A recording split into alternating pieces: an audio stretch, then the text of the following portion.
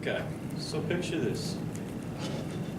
You're at the mall, just having a nice day, and this mom with her 3 kids walks by.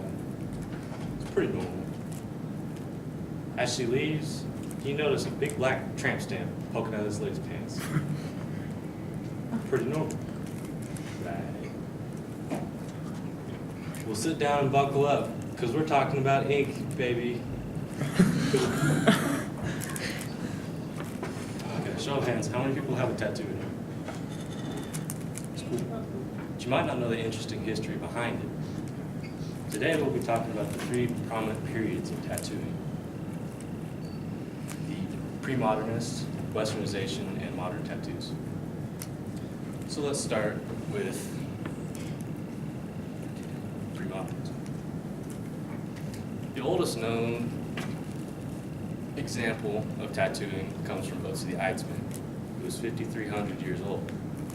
He predates the construction of the pyramids and the extinction of the mammoths. Otzi was found in the European Alps. The researchers say he has 61 tattoos all over his body.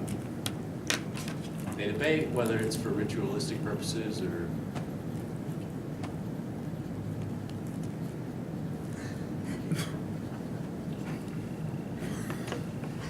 more class specific.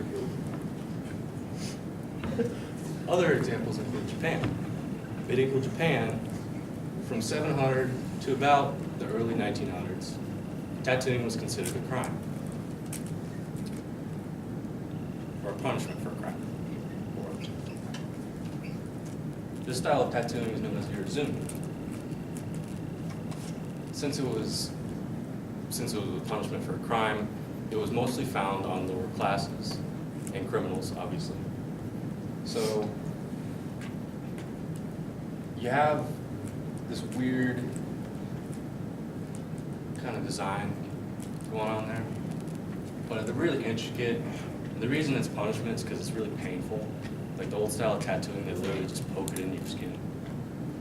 But yeah, since that became popular, kind of among the lower classes, Japan moved to outlaw it completely.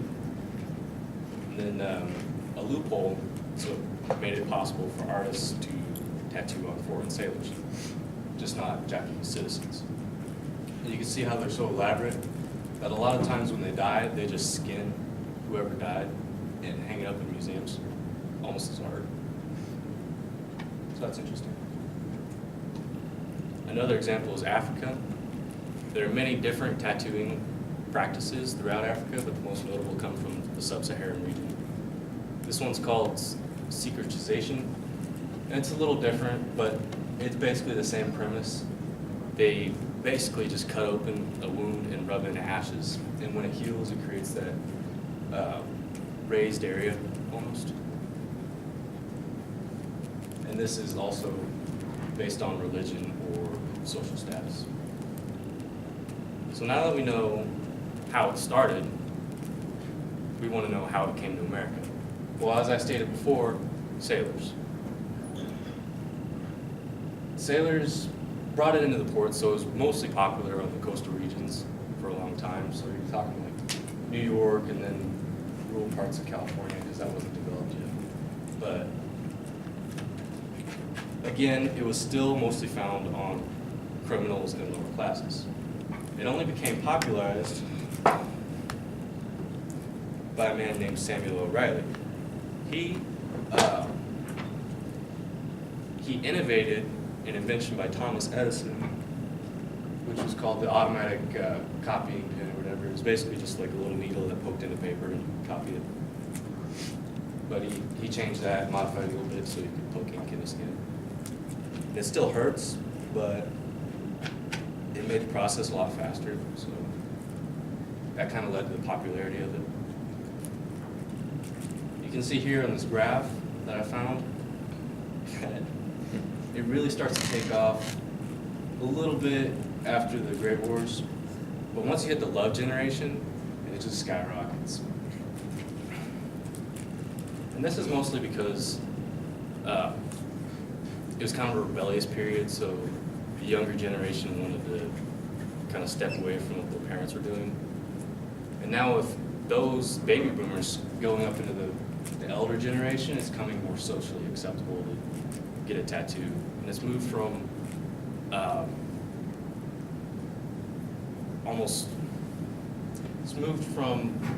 a criminal status to more socially acceptable. People use it as like a form of self-expression nowadays. Anyway, so today we looked at the 3 periods of tattooing, the history, and kind of the modern implications. And I'll leave you with this. Please do not get an eyeball tattoo. Yes, it's a real thing, and no, it's not a good idea. Thank you for your time.